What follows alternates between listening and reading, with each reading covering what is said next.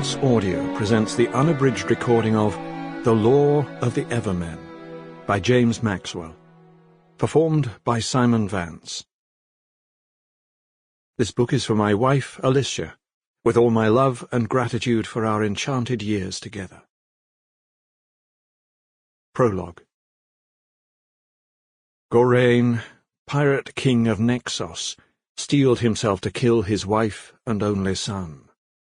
Looking down from the battlements of his once proud island fortress, Gawain gauged how far he would need to throw them to ensure they struck water. The pounding of the surf on the rocks below combined with the thudding booms of the enemy's battering ram as it crashed against the last of his keep's inner gates.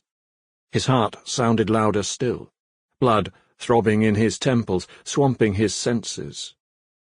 Gawain ran a hand over his face and scanned the walled space at his keep's summit. A single soldier was on his knees, with eyes closed and palms pressed together in supplication. Gawain's wife, Seda, stood nearby, with their son clutching her skirts and her eyes wide with terror. Below the fortress, clouds of smoke rolled up from the village.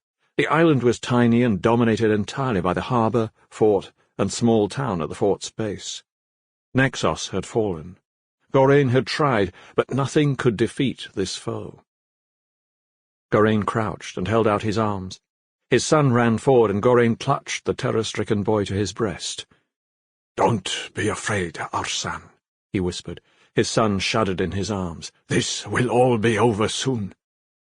As he listened to the growls and snarls heard between the strikes of the battering ram, the cries of warriors brought back from the afterlife only served to strengthen Gawain's determination. They had come from Veldria, and they had crushed Gawain's island fortress of Naxos in a matter of hours. He'd had no warning.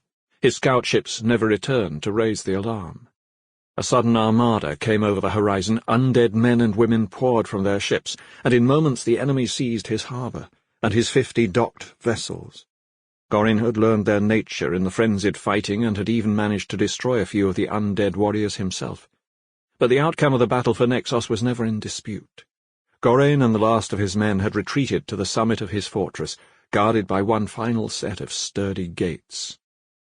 Gawain felt his beloved son's tears as he held him close, and he wondered if he had the courage to do what must be done. There was no other option. If he couldn't save their lives, he had to save their souls. Gawain would cast his...